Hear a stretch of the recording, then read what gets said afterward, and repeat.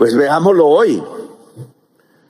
¿Qué se ha hecho con los dineros del petróleo extraído en una parte de la geografía planetaria? Parte aquí, nuestros vecinos Venezuela, bloqueados hoy, una parte de la sociedad literalmente muriendo de hambre en un suelo que es de los más ricos del mundo si valoramos a precio de mercado el petróleo. Millones cruzaron por estas tierras y están aquí, millones. Los suecos se asustan de la migración siria y son 200,000. Por aquí pasaron 3 millones de venezolanos y no nos asustamos, porque los consideramos nuestros hermanos. Y siguieron hacia el sur y ahora van hacia el norte, hacia los Estados Unidos, que fue el que ideó bloquear a Venezuela. Víctima de su propio invento, el bloqueo no es un boomerang que se tira contra un pueblo para matarlo y regresa al propio pueblo de quien lo tiró.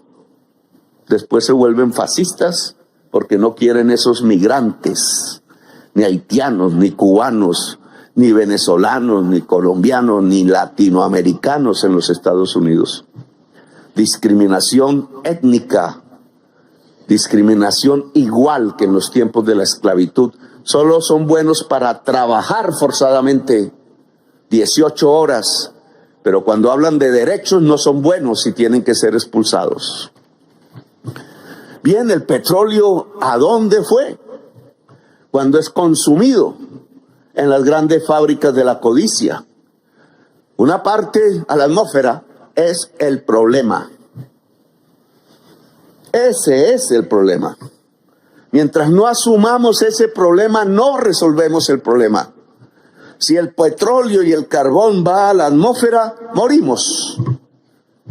Y por tanto, en las fábricas de la codicia se está construyendo no la riqueza del mundo, no la estabilidad económica del mundo, sino que se está construyendo la muerte de nosotros mismos, de nuestros hijos, de nuestros nietos, de todos y de todas.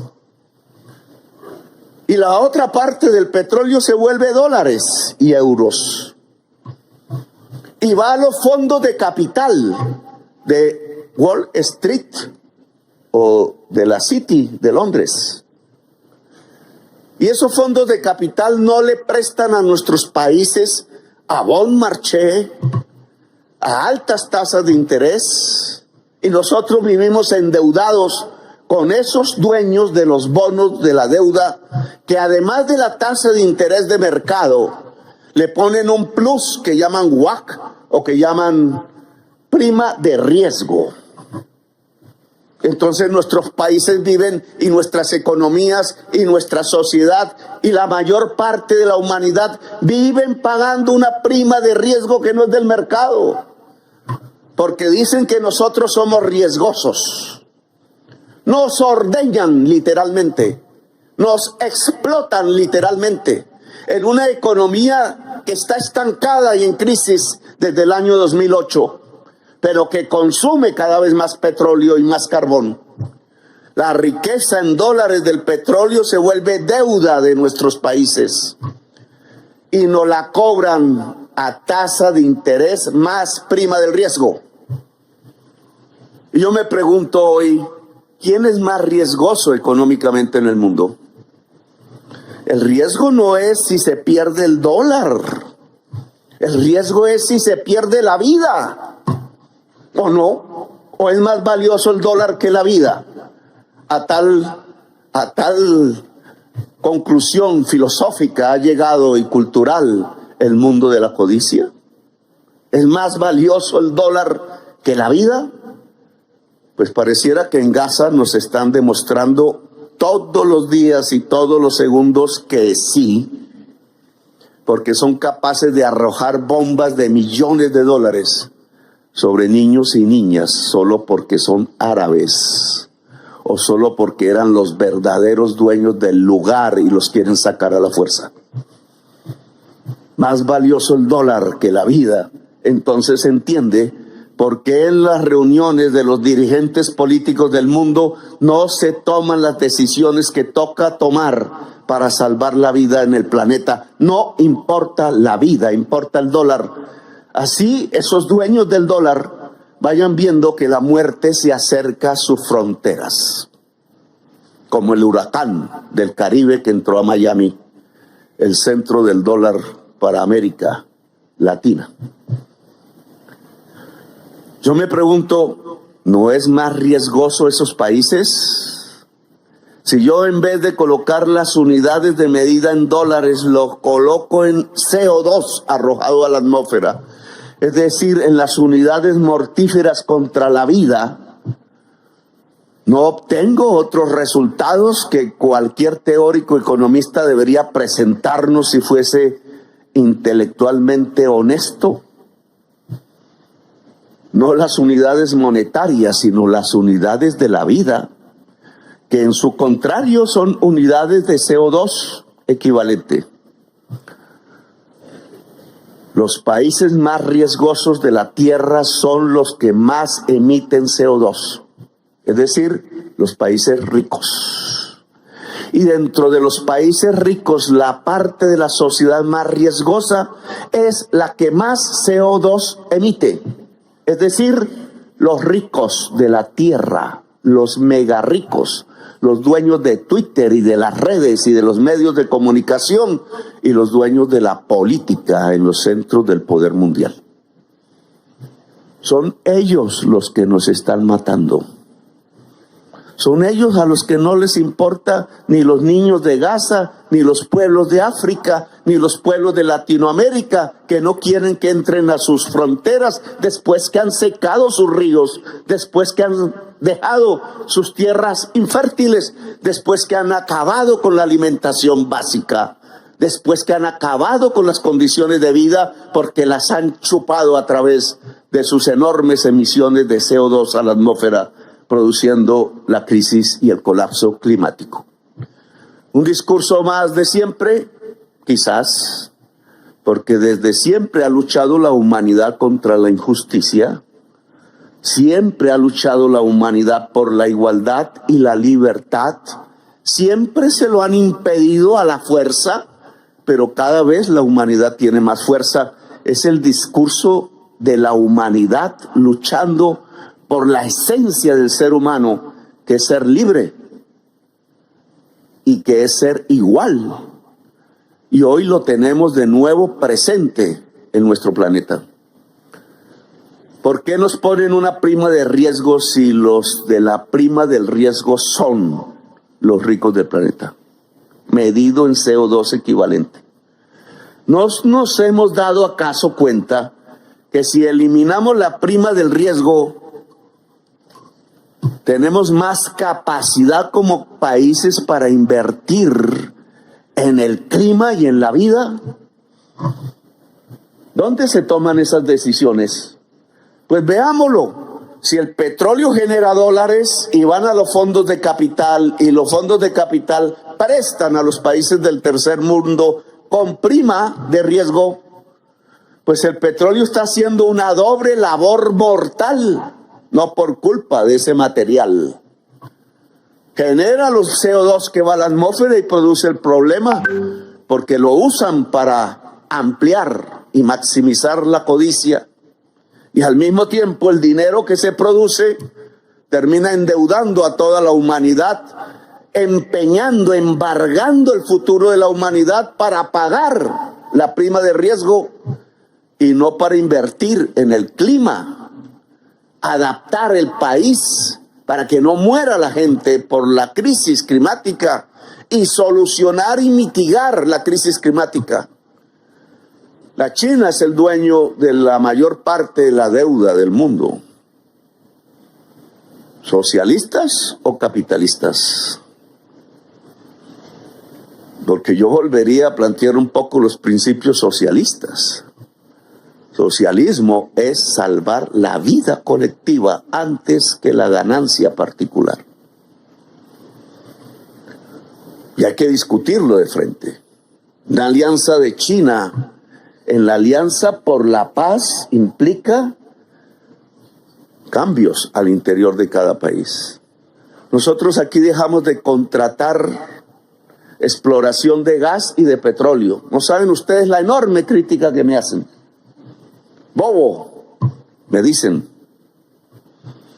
porque queremos afincar la economía de Colombia, muy pequeña frente a la China.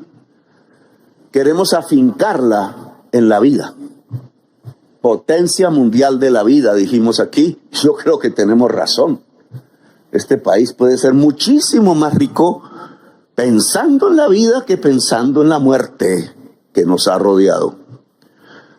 Pero no es solo China, es el FMI. Es la Europa que no mira el bombardeo y el genocidio como no miró en 1942.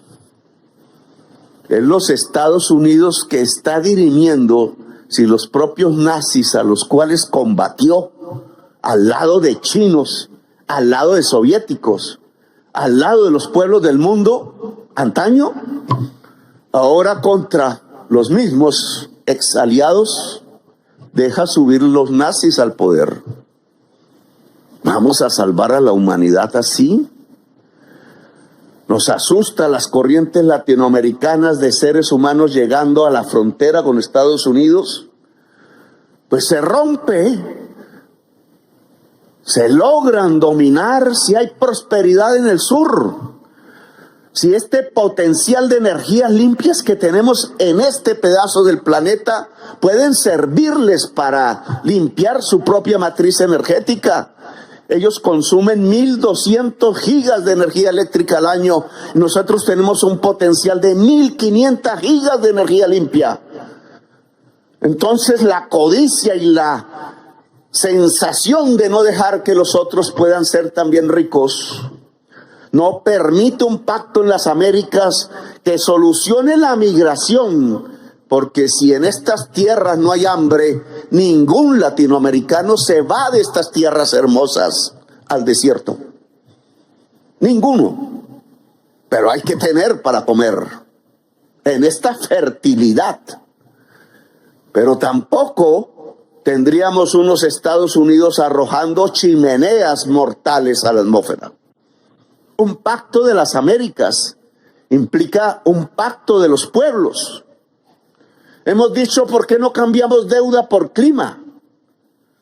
Porque si en vez de pagar dólares al dueño de los bonos, el FMI lo convirtiera en un pago también al dueño de los bonos, pero a partir de salvarle la vida a sus hijos y sus nietos, salvando la vida de toda la humanidad, cuidando la selva amazónica, cuidando el río, cuidando el Congo, cuidando que no emitamos nosotros mismos CO2. Entonces, ¿no sería un esquema financiero muchísimo más sostenible y eficaz, incluso dentro de la manera de producir de la codicia? Discutir esto pareciera estar prohibido, aunque cada vez más se habla de ello. Nosotros no salimos de la crisis climática con los mismos métodos de hace una década, 2, 5, un siglo, 2 siglos, 5 siglos. Este es el comienzo de la extinción y por tanto se necesitan métodos y políticas de urgencias inmediatas y que no habíamos visto antes. Sí, señores, hay que hablar de poder público de nuevo, no de mercado. No digo que se quite el mercado, digo que el poder público debe existir y regular. Y esta vez no es un poder público nacional, es un poder público global. Y un poder público global democrático, una democracia global, solo es posible si los pueblos del mundo pueden hablar todos sin bloqueos, sin diferenciaciones religiosas o políticas o de sistemas. Si la humanidad puede ser y tener poder, porque una democracia global, ¿qué es? Sino una humanidad con poder por encima de los intereses y la codicia particular. Poder público mundial, planificar, palabra también satanizada y escondida del lenguaje de la política correcta. No es el ser humano el que planifica, nos dicen, es el mercado que como una especie de Dios extraño nos planifica la vida. ¿Quién dijo eso? Nos ha planificado la muerte. ¿O qué produce la crisis climática? Si no es la codicia dentro del mercado. Y entonces no podemos planificar como humanidad en dónde podemos invertir los dineros atesorados que hoy se invierten en deudas usureras, en los generadores de la energía limpia y en donde se puede emitir la energía limpia. No podemos planificarlo. Que es que toca en África, y es que toca en África del Sur o toca en América del Sur, que esos son los excluidos del mundo. Bueno, y si somos potentes en la energía limpia, no es la vida de cada ciudadano norteamericano, europeo o chino que depende de que nosotros, donde está el potencial de la energía limpia, la podamos generar. Y eso no significa planificar, porque ¿qué mercado va a hacer que se genere energía limpia en las tierras del África o en las tierras de América del Sur si nos consideran altamente riesgosos? Porque no somos del país de la codicia. Planificar, poder público, maneras de producir diferentes, relaciones entre los seres humanos diferentes alrededor de la producción, una geopolítica diferente. Porque claro, quien genere las energías limpias puede tener más poder. Sale del petróleo y entra a los espacios de la energía limpia. Democracia global y no dominación del mundo. La dominación del mundo no trae sino Ucrania, Palestina, Siria, Libia, Irak, y nos va introduciendo ese método al interior de nuestros propios países, uno por uno, en un dominio que solo lleva a la muerte de la humanidad. Democracia global es lo que necesitamos. Así que esta